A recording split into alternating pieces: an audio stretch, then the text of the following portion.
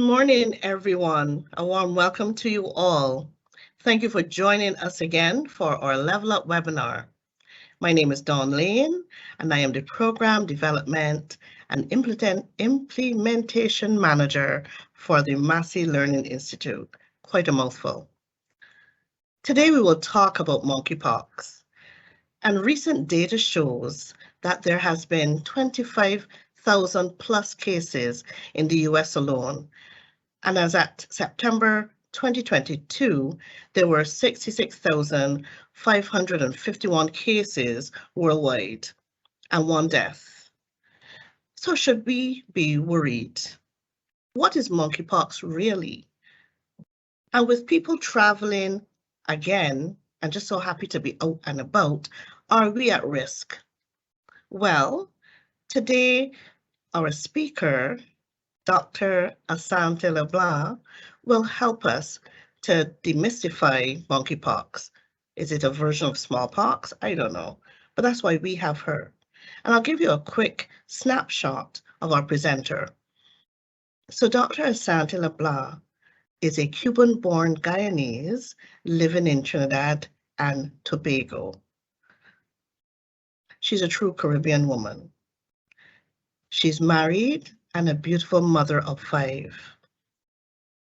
She's always wanted to be a doctor since childhood, where on many occasions she accompanied her father on rounds as he made his way around the wards and health campaigns around Guyana. But whilst Dr. LeBlanc practices the Western approach to medicine, her desire to offer patients a more holistic approach to healing and wellness led her to pursue studies in the complementary branch of medicine, becoming a medicinal herbalist and acupuncturist. She is also a specialist in the area of bone care and is therefore a qualified clinical densitometrist. I hope I said that correctly, but we could laugh about it later, Dr. LeBlanc. So a warm welcome to you, Dr. Asante LeBlanc. Welcome. Morning. Thank you for having me. Thanks, Dawn. It's so good to see you all after the break. So yeah, you did well, Dawn. You did well. That was a beautiful presentation there. So good morning, monkeypox. Is it a threat to us, and what do we need to know? So I thought about this and I saw this, we thought that 2.5 years, we got rid of COVID. We were going back to some sort of norm. I spoke to Renee on Monday and she was like, oh, I'm trying to get back to normal. And then came monkeypox. So how are you really feeling? I can't do a poll, but are we really normal? Is there a new norm? Is there truly a new normal? Sorry for my language, there are viruses all over the place, damn viruses. Now we're hearing about swine flu again. We feel hope. You could be frustrated, anxious, but you're not alone. And I think that's important. When I looked at your presentation with MLI and how it's empowering and what its aim is, I think it's important to understand that your community is there for you and that you're not alone. Even us as physicians, we feel probably the same feelings or more than you're actually feeling. So what is monkeypox? Monkeypox is a viral disease caused by the infection by the monkeypox virus. It is what we call a zoonotic disease, which means it's transmitted to humans from animals. The monkeypox virus is from a genus or a family of viruses called the orthopox virus, which will include variola, Vaccinia, and the cowpox viruses, so smallpox and the other pox viruses.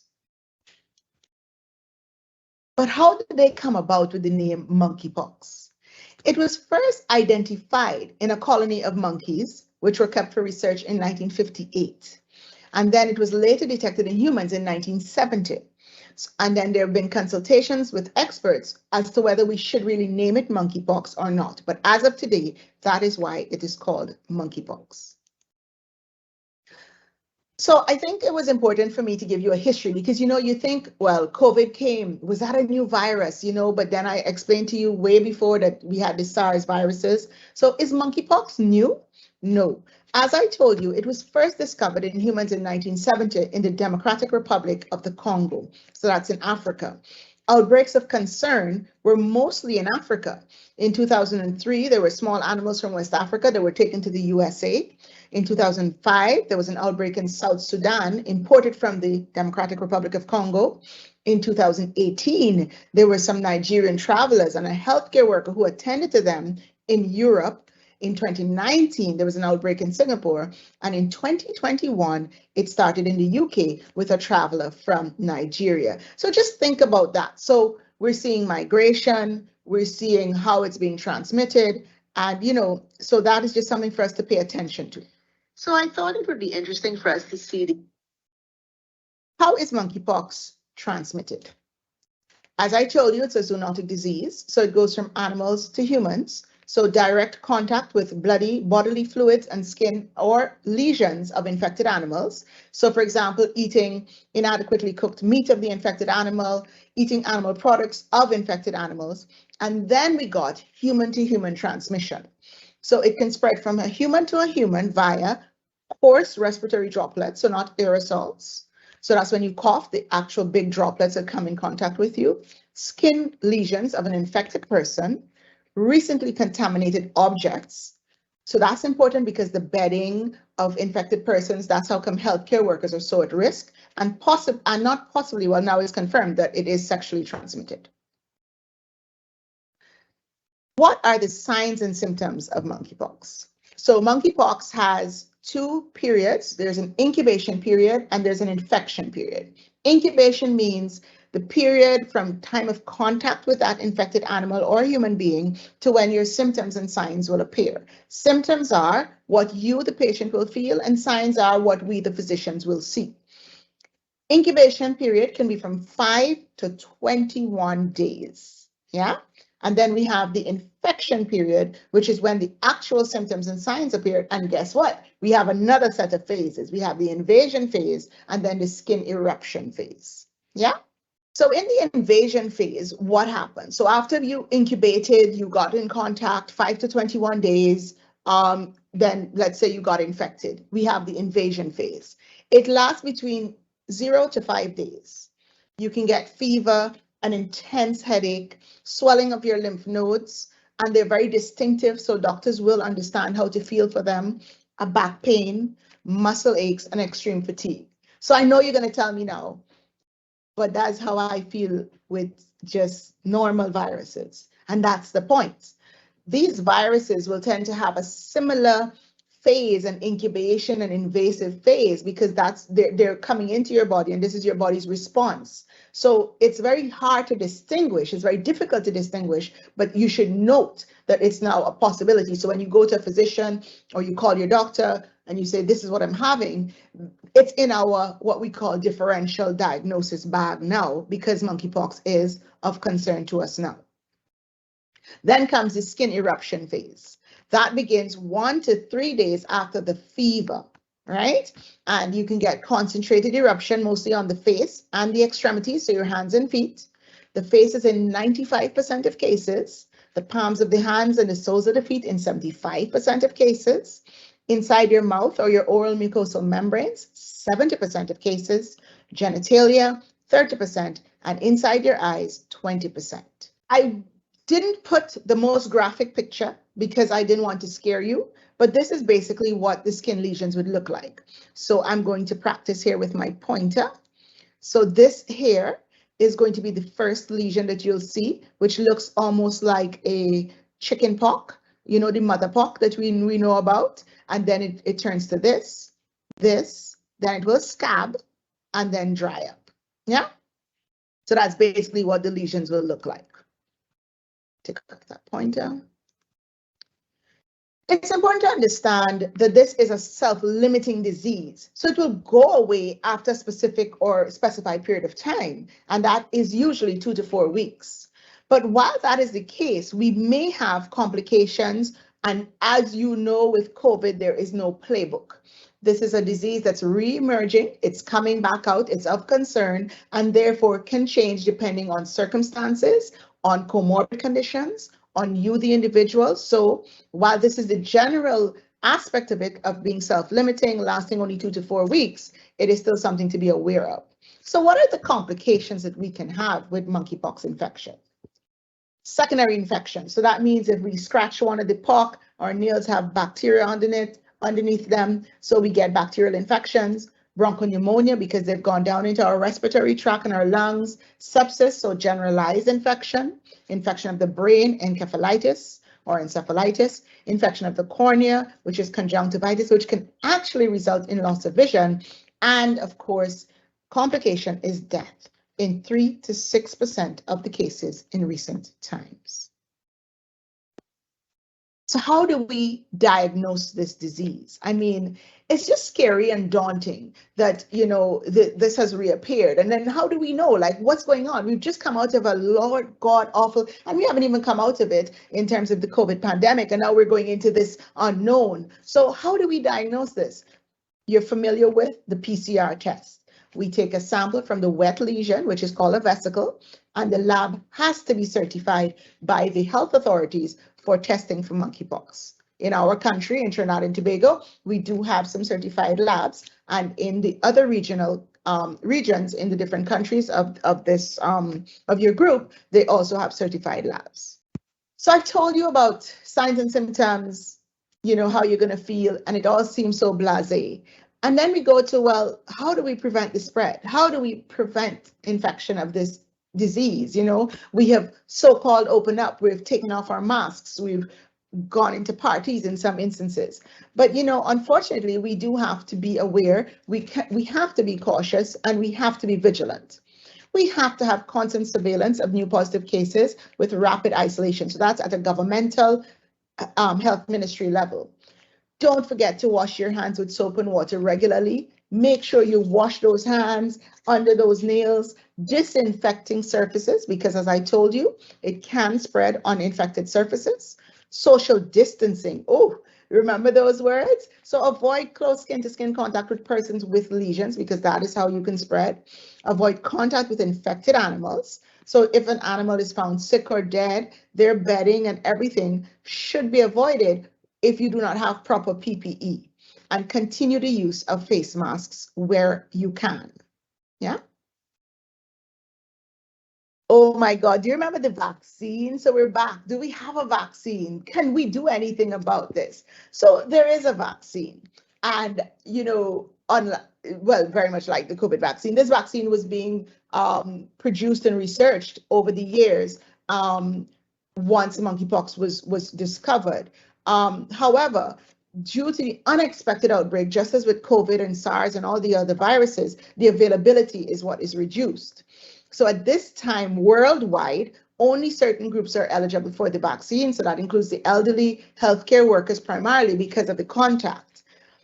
Many countries are awaiting the vaccine. So again, we go to the concept of health inequity in countries, but we're getting there. It should be noted, the vaccine is not a cure, and the vaccine is just another tool in our arsenal to fight and combat this virus. We always have to follow our public health guidelines, and that is what I want you to understand. We always have to follow those health guidelines. But what does the vaccine really offer to us? So I don't know how many of you are older than 40, because it's only those older than 40 that may have been eligible for what we call the smallpox vaccine, because we eradicated smallpox in the 70s. Now, there's usually a scar on the hand for the smallpox vaccine, but also for the tuberculosis vaccine. So you really have to know your immunization schedule and your record. But what's important to understand is that the smallpox vaccine has been noted to cover and protect against monkeypox now. But what you need to understand is this smallpox vaccine only provided full immunity for 3 to 5 years. So basically, even though we may have received the smallpox vaccine, we are not immune at this time because 3 to 5 years have passed. But the vaccine will offer immunity for about 3 to 5 years, which allows us, if we vaccinate, to then eradicate the disease once more. But this is all based, again, on vaccine availability and also us following public health guidelines so that we can decrease the spread and control the spread while the vaccines are being distributed in an effective manner. But then what are the actual stats? So Dawn read you some stats and I'm very impressed because Dawn did very good research, but then I got stats for today. So therefore it's not too bad. But you know what's important is the stats that Dawn gave you, we actually got in 2 days an increase. So from the 1st of January, we were reporting cases from the WHO to the WHO from 106 member states, right? And that's in 6 WHO regions. So that's not even the whole world. But as of September 28th, today, there's a total of 66,471 laboratory confirmed cases, which was from 65,000 and change 2 days ago. We have 3,194 probable cases and 26 deaths worldwide reported to the WHO. I want you to understand that. I want that to sink in. Reported. You hear that word? Reported. So it depends on so many factors. So as of now, it seems low, but that is what has been reported, and this is worldwide. Are you like me? Like, are you like totally confused? So what the hell does it mean? Is it really a threat? What's going on? So WHO has actually identified the Americas as a high risk concern region, and we fall into the Americas, right? Now I'm Guyanese, so I'm in South America, but the Caribbean is considered part of the Americas because they just didn't know where to put the Caribbean Sea, right? So we are at high risk, but we can do something. And I think it's important to understand that this is not to make you fearful. It should not be to instill anxiety, but it's for us to learn from COVID. Learn when we thought it would never hit. Like, were you like me when you heard COVID? You thought, well, it's never gonna reach here. I mean, nothing here reaching the Caribbean, you know, and then it got here and then you're like, oh, but we're fine. You know, we're West Indians. Like, oh, God is a total West Indian. And then it hits. You know, so I think what we learn and take away from that, and the WHO has definitely learned, is let us bring it to the public immediately. Let us let them know, because we don't want another COVID situation where monkeypox is concerned. But what do we have to do in Trinidad and Tobago? What do we have to do in the region, in the CARICOM region? And I think we have some Spanish speakers. So in Colombia, what do we have to do? Que tenemos que hacer? Stay calm, be smart. Follow your public health guidelines. Let's teach our kids, because school is open. So let them be prepared for school. Wear your masks, your sanitizers, wash your hands. Choose the events you go to wisely. Your funerals, your weddings, your parties, your fetes, your carnivals. Choose it wisely, your concerts. Choose how you go. Choose using your mask. Do not become complacent. And we have to be our brothers and sisters keepers. What does that mean? If you see someone ill, in your office, next to you, wherever, don't just say, oh, well, it's a flu, it's normal, it's light, you know, be on the alert. I'm not saying persecute the person, but be on alert and let us treat with utmost caution and precaution. What happens? You wake up one morning, you're feeling too hot. You think it's just a viral illness. You know, you call Dawn, you say, Dawn, I can't make it. I'm tired, I have a headache. And then wham, you see a lesion. Breathe, count to 10, but then call your doctor immediately. Inform him or her, stay hydrated, use your medication for pain and fever. Your doctor should immediately follow our public health guidelines and take you through the steps issued by the Ministries of Health in your region, but nourish your body. Warm soups, dal, foods. Don't give in to the lack of appetite. Don't give in to just not eating and the malaise. Keep your body well nourished and hydrated. And right now in our region, they will isolate you like in the beginning of COVID times. You will be taken into isolation because this virus is highly, highly infectious just by touch. So I put some FAQs in, you know, so since monkeypox is self-limiting, you don't have to worry because it's a mild disease, right? Incorrect. As I told you, self-limiting means this disease has a course to run, as with most infectious diseases, but it doesn't determine how severe your illness will be. So there are other factors that you have to consider, such as your age, comorbid conditions, your immunity status, and that's just to name a few. So don't be complacent with any viral illness, much less monkeypox. Next one. I had COVID-19, so am I still able to be infected by monkeypox? Yes, you are. 2 different viruses. One doesn't make you immune to the other. So monkeypox doesn't make you immune to COVID. COVID doesn't make you immune to monkeypox, right? Smallpox vaccine, as I mentioned, possibility of immunity, but it only lasted 3 to 5 years. So basically, you're still at risk even if you had the smallpox vaccine. Does the monkeypox infection occur mostly via sexual contact? It's not. It's a possible transmission route, but as I explained to you, there are various routes. So it's skin-to-skin contact, and of course, sex is skin-to-skin contact with infected lesions. Respiratory droplets and contact with infected bedding or bodily fluids is also a way of transmission. How do we treat the lesions? Seek medical advice, because lesions can become infected, as I told you, because if you itch them, you try to squeeze them, you may need antibiotics based on the state of the lesion, so you need a doctor involved.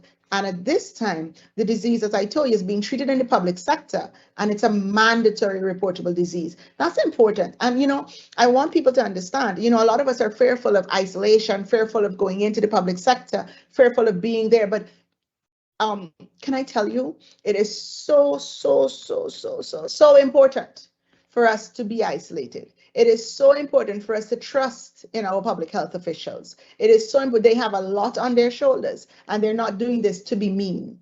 It is a matter of protection, because this virus can evolve.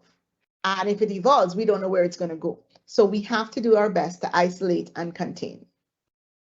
If lesions are still visible after 4 weeks, are you still contagious? It really depends on the state of the lesion if you're still contagious. So if they're wet and weepy, you're contagious. If there's crusting or dry, you may have less ability to spread the virus. But you have to speak to a certified medical doctor to know what to do. Last but not least, where can you get current and accurate information about monkeypox? WHO. You can also follow Victoria Clinic on Instagram, which is Victoria Clinic_Trinidad, where we try to inform you the best way we know how. You know, don't give up. Be calm. We have been through so much in 2.5 years. And while the worst may seem to be over, we're weathering a different type of storm now. You know, and I think it's just about us learning, resetting, restoring, but learning from our history and making the correct choices. Again, not wearing a mask, not listening to science, and not seeing the benefits of vaccines, that is what makes us vulnerable to monkeypox. And that's the kind of people that this virus will appreciate. So let's protect one another. Let's really come together as a human, as humanity, as humans, as people. You know, I think it's time for us to really re-examine and try our best to cooperate if we truly want to have a lovely life and restful life and go back to what we used to go back to, even if it's considered a new norm at that time. I thank you so much. Thank you so much for your time, your attention. I was just enjoying, you know, that last frame. But Dr. LeBlanc, it just seems as if there's such a resurgence of old infections, viruses. I mean, when you were speaking, I was thinking, this sounds, as you said, I guess it's the same family, smallpox, chickenpox, and if you throw in the possibility of sexual transmission, the herpes simplex virus, it just seems as if we're just caught in this, you know, a resurgence of things that were old, that we were previously vaccinated against. So yeah, it makes you think, you know, coming out of COVID, or as we try to transition out of COVID, that what has kept us safe is what we still need to do to pretty much protect ourselves from monkeypox. So it was just like, oh my goodness, this is a lot. But I take your advice, you know, stay calm, because that's what kept us. Don't panic. What was keeping us through the last 2 to 3 years in COVID. So as always, you know, thank you for that information. It's timely and it's current and very important. So I'm going to hand you over to Renee Barnett, and Renee's going to take you through some questions from our audience today. Renee? Good morning, everyone. Thank you so much, Dawn. Thank you, Dr. LeBlanc, for your presentation. All right, so our first question that we have this morning. You mentioned, and Dawn also mentioned it just now, how similar it is to smallpox. You also mentioned the challenge with the vaccines. So can the smallpox vaccine be used instead of Right. the monkeypox one? Monkeypox, right. So the problem is because smallpox was eradicated with the vaccine, they didn't produce any more of the vaccines. You understand? They had it in stock. So now they have to now go and produce the smallpox vaccine. So that is the issue, that once we eradicate a disease worldwide, they won't, they take it out of the mandatory immunization program worldwide. And so that's the same thing that happened with polio, smallpox, and all of them. But once they're still there, we will have it in the immunization record. So right now, they're just trying to reproduce the vaccine. That's what's happening right now. Okay, thank you so much for that answer. Our next question. Now, we've been hearing this being stirred up. So is there a connection between monkeypox and the COVID-19 vaccine? No, no. You know, I was sitting down thinking, right, when I was doing this presentation, and I was talking to my husband this morning, I said, I have this massive presentation on monkeypox. And he's like, you know, I haven't heard a lot about monkeypox.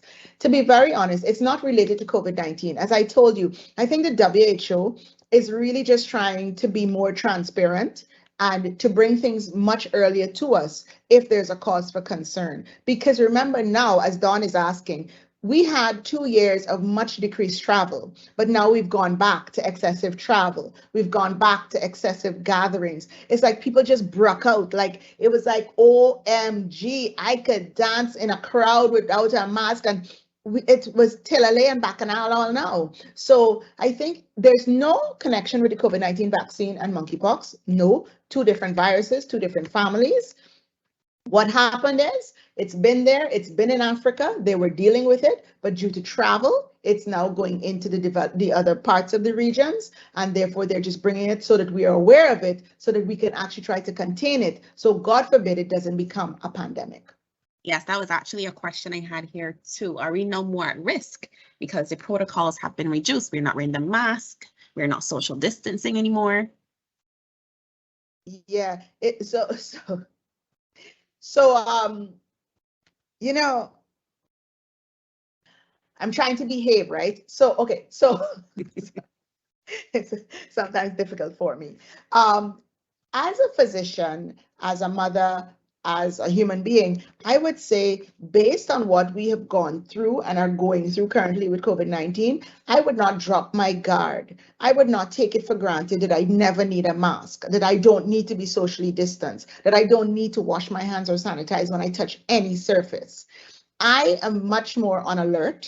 I think that if I have these tools in my arsenal, if I know of these tools, then I can't be ignorant and not use it. I need to use them. Will my guard go down once or twice? Yes, it may go down, but I need to have it up as much as possible. So I think it's important to understand when you listen to how your public health officials speak, note how they're saying it.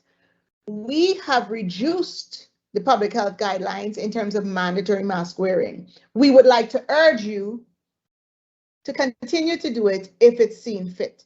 If you're in a closed room with an AC, wear your mask. If you're outdoors with not a lot of people, you may not have to wear your mask. If you are around someone who is sick, put on your mask. If you know, so it's up, what the government has done, what the ministries of health have done in every region is given you, empowered you, the individual, to some aspect and to some extent to make your decision. And I implore you to make a wise decision, to think about your circumstance, to think about your environment, because every single one is going to be different. I had COVID. I was in the hospital. Yes, I was.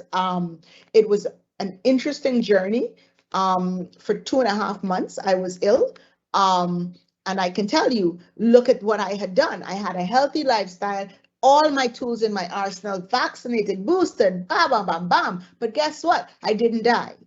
I didn't have the complications, but at the end of the day, I look at my environments much more closely now. So if I'm invited to a wedding, do I go? How many people are coming? I ask the difficult questions, and that's what we have to do as individuals. Okay, great, excellent. Thank you so much. for answering that one. On to our next question. Now, I know that you would have went through this in the beginning of the presentation, but we have someone here who's asking again, what is the first stage of the monkeypox infection?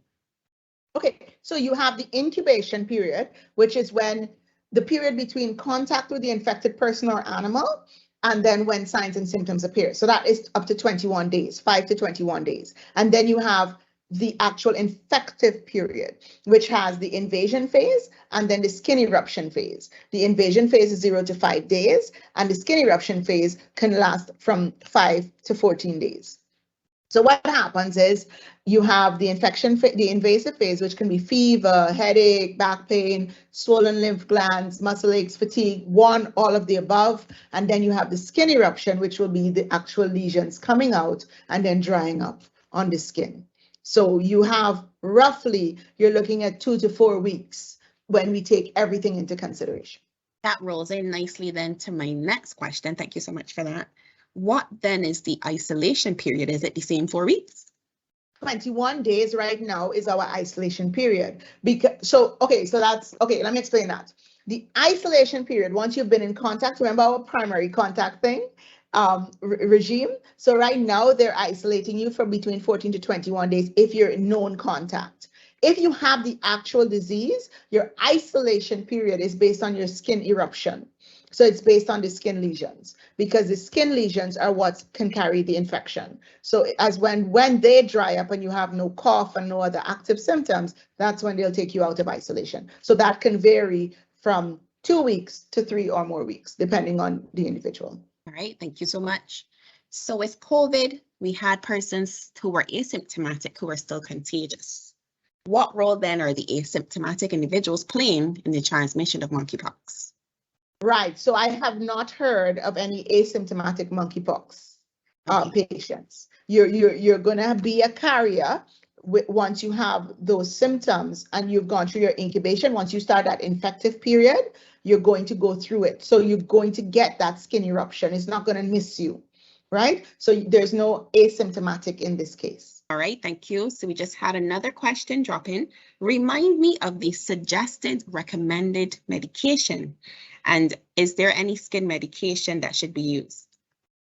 Right. So pain and fever meds. So your Panadol, your Tylenol, acetaminophen, those medication for pain and fever.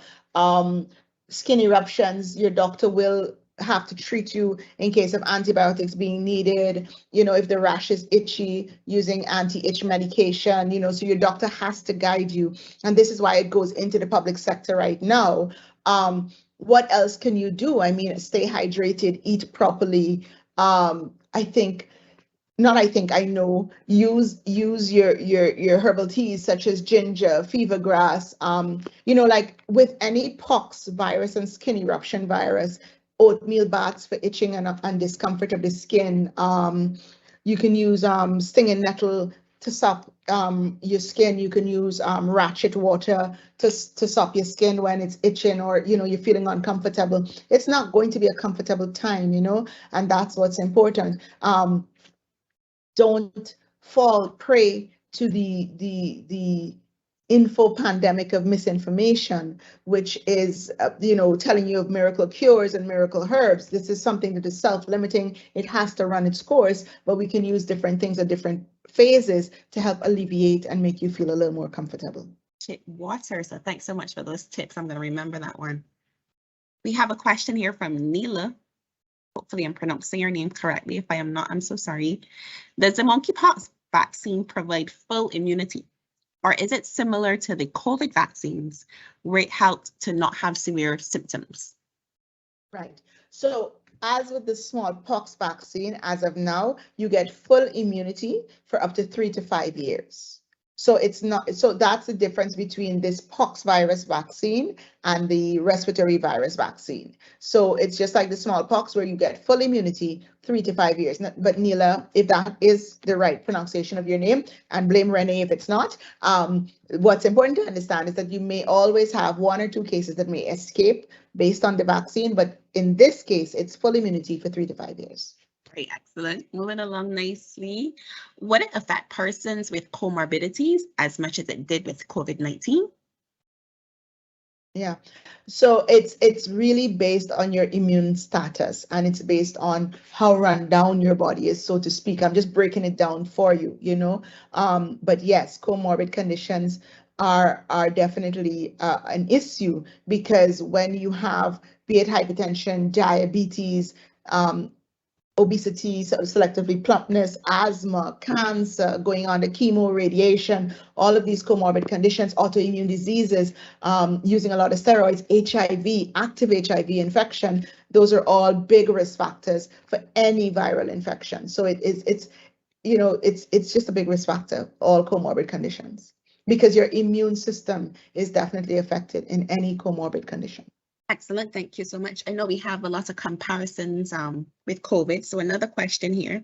So similar to long COVID, are there long-term effects of monkeypox? As of now, we have not heard of any long-term effects. And with long COVID, I mean, again, I don't know if you can comprehend or accept or understand or realize and recognize that we're still discovering what long COVID is and what can happen. I can tell you that from a personal medical experience, we had patients who had COVID, I'm sorry to go back into COVID, that was mild, that was so-called mild disease, but yet 3 months down the line, there's still different signs and symptoms. Is that long COVID? Is it not long COVID? So we're still learning about it. But monkeypox is different in that monkeypox was known for years, since the 70s, since 1958. So so as of now, we have no so-called long monkeypox, but you may have complications, and that is not a long monkeypox. It's a complication of the disease. Okay, thank you so much for that response. You touched a little bit on children. So are children at risk for monkeypox? Yes, everybody's at risk. Everybody's at risk. And who puts things in their mouth? Who Children. touches something and goes to their eye? Who will hug anybody they see and love? You understand? Who will take their snot and write it here and not know your snot there? And children. So they're very much at risk.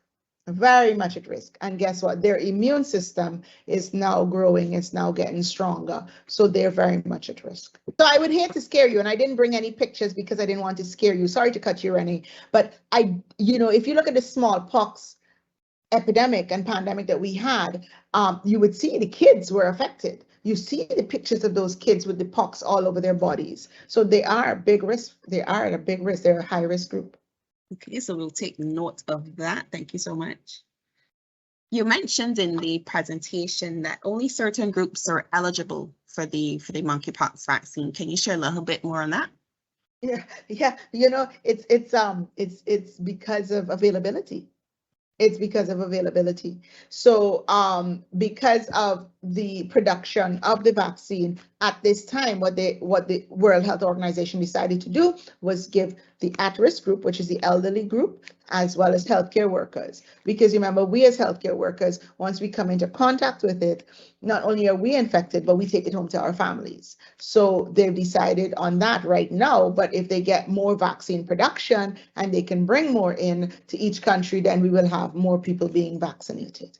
All right, moving on nicely to our next question.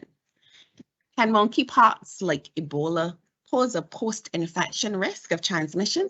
Can monkeypox, like Ebola, so maybe that person needs to extrapolate, because when you say like Ebola, a post-infection, if you mean that you've had monkeypox, all your lesions have cleared up, can you still spread the virus? No, you cannot. All right, hopefully the person will be able to expand on it, but I'll take that. I'll take that answer. Going back to the situation with the animals. Mm-hmm. Can animals be infected with it and then we contract it from our pets? Yeah. So it's a zoonotic disease. So that means it spreads from animals to humans. So this is where you want, so any infected animal, remember, if their feces is around the house, if the feces, so let's say you're a farmer and the cow has got it, or for some reason a monkey came near a cow, you know what I mean, and they spread it from animal to animal, and your cow, your chicken, or whatever got the disease, then it can spread to you if you have contact with infected bodily fluids of that animal or infected meat that's not been cooked properly to kill the virus. So it can spread from you. Now, is it going to your dog and your little rabbit? We don't know yet, but it's a possibility. So this is where I think everyone, public health guidelines in terms of smuggling in meat that's not cooked, smuggling animals from different regions, that's why those things are in existence, so as to cut the risk of travel and immigration of the viruses through infected animals and animal products. Okay, very interesting. Thank you so much. Moving on nicely to our next question. So you mentioned in your stats that there is 1 death. So how severe really is it? And what is the risk of death? Is it high? Is it medium? Is it low? Right. So I did not mention 1 death. Dawn said 1 death. Dawn, I said yes. 26 deaths worldwide. So at this time, the death rate is 3 to 6%. But worldwide, out of 67,000 cases reported to WHO, we have 26 reported deaths. Yeah. So it's a possibility, but death is not like a very high risk factor, but it's still 3 to 6% right now in recent times. Can you elaborate some more then on what would cause that? Yeah, well, yeah, sepsis, not recognizing that you have the illness, and if you have a comorbid condition, you know, getting generalized infection, basically multi-organ failure due to your body trying to fight off an infection and just failing because of the comorbid condition as well. That would be what would cause death. So the death is caused due to the impact it has on the body and how your body deals with it. And so generally it will be due to, most likely to generalized infection or sepsis. Encephalitis, which is a brain infection, if you get encephalitis and it's not treated properly, you can die. Bronchopneumonia that's not treated properly can lead to generalized sepsis and you can die, and have heart failure and heart and cardiorespiratory failure is what the term is. So basically, that is why you need early intervention. This is why it's important for isolation, going into the public health system, being treated adequately, because that is where the training is right now. And that is the way to contain, but also to save the lives. All right, thank you so much. Thank you. All right, so we have a very interesting question here. So we aren't really hearing about monkeypox. We haven't really been hearing about it.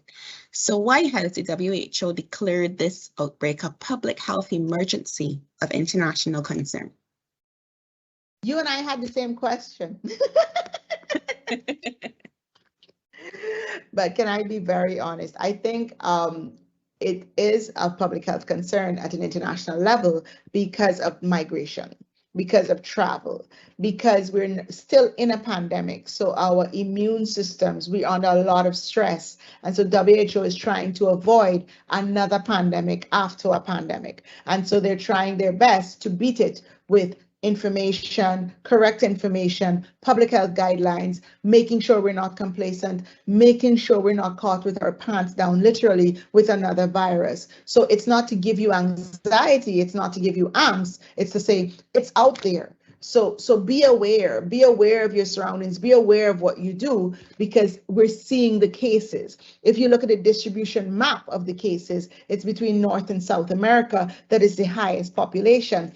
Africa has had monkeypox for years and we didn't hear about it. And that's a whole different conversation. And we don't want to have that today. But now that it's hitting the Americas, you're seeing that the migration is bringing it over. Then we have to pay attention, because then you're seeing more and more cases. So they have to bring it to our attention. And that's what the agreement is worldwide with the WHO. You have to let member states know, and you have to guide where needed, because we want to avoid another pandemic or even an epidemic. All right, okay. Thank you so much for that response.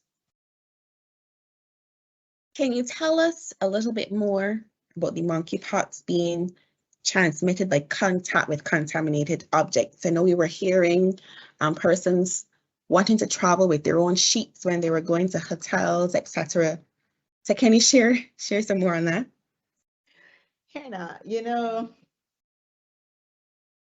I think you have to choose your hotels. You have to choose how you're traveling. You have to choose if you're going to go in a plane versus travel in a car. You know, you can't be overly anxious about it. But I mean, you know what I do? I take a can of Lysol and I just spray everything down, you know, when you arrive, because traveling with your own sheets, suppose the sheets are in your suitcase, but somehow something got it. You know, I mean, there's always a risk. So I think you have to be level-headed. No, you're not going to go into the most dirty of hotels. They're supposed to have certification stamps, cleaning, all these cleaning standards that they have to follow. We know that they can be exposed that they're not following it. But my best advice to you is what I do is I'm prepared for the worst. I take my Lysol wipes, I take my Lysol spray, I spray down, I clean down, and then I'm fine because you know that you've protected yourself. So this person is saying, sorry if they missed it. Monkeypox sounds like chickenpox or shingles. Can the vaccine for chickenpox work? No, it can't. So it's a different family, but it does look like it, but it can't work. So it's a smallpox vaccine that can work for it. So they tweak the smallpox for the monkeypox, but the chickenpox vaccine can't work, nor can the shingles vaccine. All right, thank you so much. Moving on nicely to our next question. Earlier on, when we were hearing about it, we heard that it was a homosexual disease, but now we're hearing it's a sexually transmitted disease. Can you share some more on that too as well? Yes. So the majority of cases were noted in homosexual men with monkeypox. So it's not that it's a homosexual disease, it's a matter of sexual contact and skin-to-skin contact. Right now, when you look at the epidemiology of the disease, you're seeing it in more men. And yes, most of them are homosexuals, but it's not a homosexual disease. It's a disease spread by respiratory droplets, sexual contact, and contact with infected bedding or bodily fluids or lesions of infected animals or human beings. All right, thanks for clearing that up. We have a question here from Pauline. After healing, does scarring remain on the skin? Depends on you. Depends on your skin. So I have keloids, so probably I'll be scarred, you know, so it really depends on the person. But scarring is a possibility, and scarring is not always the norm, but it is a possibility. So before I hand you back over to Dawn, because we don't have any more questions at the moment, I'll just give you the opportunity to share any last minute tips and recommendations for our audience today. Oh boy, you know, I hate to say this, and you're going to hear the buzzword self-care, self-care, self-care. I think I want more than ever to impress upon you the importance of not giving up, not giving in to fear, of being calm when you can. Lean on your support group, lean on your family, your friends, your work companions. Eat as healthy as you can. Exercise when you can, not when you can, make it a part of your lifestyle.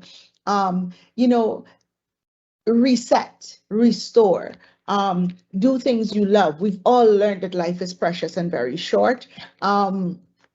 Don't give in to the pandemic of misinformation. You know, go to your credible sources, learn from the credible sources. Don't have that constant mistrust in healthcare and in doctors. And you know, let's just cooperate. And if there's a question, you know, ask it and get your answers, but don't just assume, you know, and really and truly, let's just be on alert without being fearful and look at your surroundings, make those intelligent decisions, make those hard decisions when it comes to certain events right now. You know, Christmas is coming up. Look at how you socialize, look at how you eat, drink together, be merry, but look at how you do it. Very, very, very important. All right, thank you so much, Dr. LeBlanc. I hand over now to you, Dawn. Thank you, Dr. LeBlanc. Renee, thank you so much for moderating. As always, it is such a pleasure to have you. The information you share is spot on, as I said before, extremely relevant and thought-provoking. And I can't say enough about, to add to your bit about self-care, because what it comes down to is if we are not in our best health, then anything can attach to us. So thank you very, very much for reminding us about keeping ourselves healthy. So, and I missed your laugh during the session, but you could laugh with me afterwards and we'll have that joke. But thank you again. And for our audience, thanks for your questions. We've come to the end of another MLI webinar. Thank you again for joining us. Remember to look out for our new programs, Mastering the Fundamentals of Excel, Negotiating the Best Outcome, Spanish for Beginners, Creating a Motivating Environment, and much, much more. I direct you also to visit us on our website, MasseyLearningInstitute.com, where you can see all of those programs and much more. So until next time, remember to continue to level up, and we'll see you again soon. Bye-bye for now.